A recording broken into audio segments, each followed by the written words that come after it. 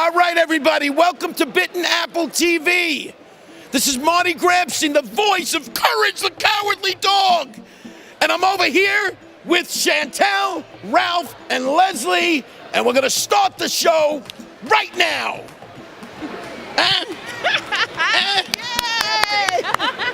Hey everybody, this is Les, aka SistaSlayer, here with the Bitten Apple TV, and we are at the Greater PhillyCon, of course in conjunction with It Came From the Radio. And once again, we had to stop and see some of the artists at Source Point Press, and I came across Mr. Frank Gogol. Is that fast? Did I say it right? Yeah. Yeah, okay. He told me to say it real fast. Gogol.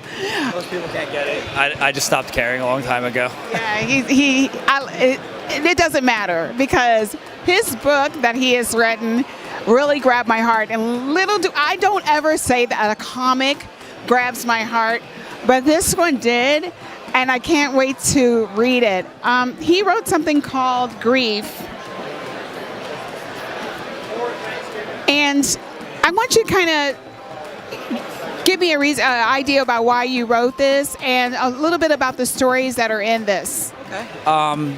So the elevator pitch is that it's a collection of short stories, different kinds of stories, genre stories, science fiction, horror, superhero drama. But the thing that sort of connects them all is that it's about characters who are going through the grieving process.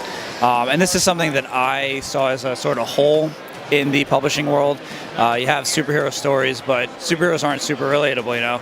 Superman can punch out a giant alien, but he's not going through not having custody of his child. So I wrote a story about a Superman-esque heroine who doesn't have custody of her child. So, you know, when she's done fighting aliens, she goes home and she's depressed, and she sits in bed waiting for that 1 month or 1 day a month that she gets to see her daughter. And I wanted to write stories that were traditional comic book stories, you know, with aliens and monsters, but also had these weighty, meaty, relevant, important to me topics, because I didn't think anyone else was really talking about them in a way that felt like the focus was on that instead of the action. So that's one of the things that I really loved about it. We're amongst a lot of comic books here today, but the thing about it is the realness about this, and knowing that even a superhero goes through just humanness, you know. And we were both sharing before that, you know, the whole idea that everybody goes through a form of grief. You know, me was just recently losing my mom, and he just lost his mom. They shared like a birthday month, believe it or not. And I thought it was best to read this because I think sometimes knowing that other people are going through it is very cathartic for you. So writing this and visiting these stories, what is it in particular that compelled you to write these particular stories per se?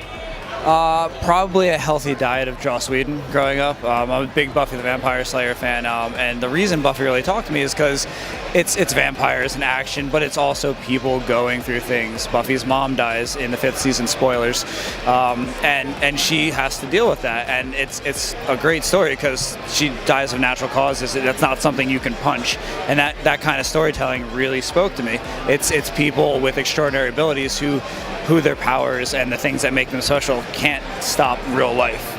You know what I mean? And also because I had been through a significant amount of stuff in my childhood and my sort of formative years, and that's my frame of reference. Those are the things that I connect with, so those are the things I want to talk about.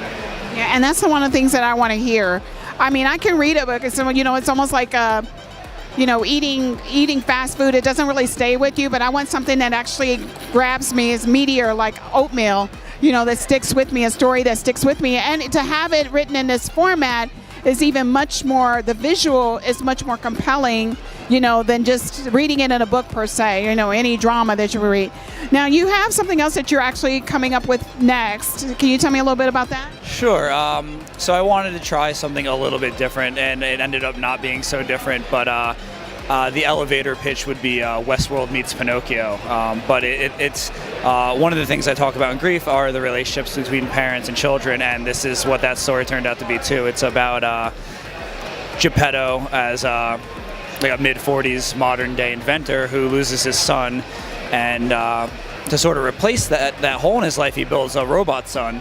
And it's sort of a cute story, but then when you find out that Geppetto has these darker intentions for what the robot will be for him, it sort of turns into this dark story about learning like what fear is. It's a little bit different, but it's really very much in the same vein as this.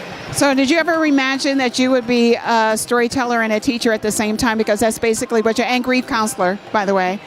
That you're doing all of that. That's what makes this so unique and different. But did you ever think that that would possibly be the title that I just gave you? Because that's what you're doing in this. I definitely always wanted to be a storyteller. I saw people like Joss writing Buffy and writers like Zora Neale Hurston and James Joyce, people who really spoke to me doing these really incredible things with words. And then I got into comics, and that was the medium that spoke to me. So yeah, I definitely wanted to be a storyteller. To say that my stories, I hoped they would speak to people. That was sort of my intention for this book. I wanted this to be something people could pick up and identify with and get a little bit of hope from. That it's working is surprising to me.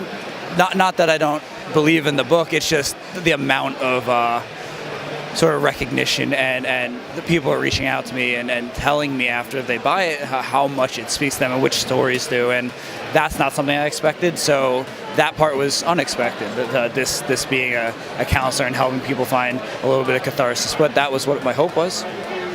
And you've accomplished that. You sold me, and I know that just a few minutes ago somebody else bought it. I can't wait to read this. I really can't, and I can't wait to do a review on it. Now you are new to Source Point Press, so he's traveling around. He's actually from Jersey. Hey, shout out Jersey City here now. Where are we going to find you next, and where can we find you on social media and the like? I'm going to be touring with Source Point on a sort of con by con basis. I'm out on the West Coast now, even though I'm originally from Jersey. So we've got a show coming up in Las Vegas at the end of June into the beginning of July. Rose City Comic Con's on the docket in Portland in September. I'll be flying out here for Baltimore in September, possibly New York, depending on how things shake out. That's a pretty in-demand show, so a lot of people want to get in on that. So I'm trying to get around, trying to get out there and meet people and connect with people, keep doing what I've been doing. You can find me on social media. It's at Frank Gogol, FrankGogol. I'm on Facebook, I'm on Instagram, I'm on Twitter. I love connecting with people and seeing what they think. I predict that Frank is going to be huge. I already predict that about you because of what you're writing, and it's so different. No, I'm serious. This is different. It really is. It's unique, and it's different from anything that's out there. And if I'm going to read something, if I'm going to read a very compelling story with real life issues, I want to read it in that format. So I can't wait to take a bite out of that. Anyway, thank you. Thanks, Frank. And we will talk to you soon. Who loves bitten apple? Oh, Kel loves bitten apple. I do. Ooh. The bitten apple, y'all.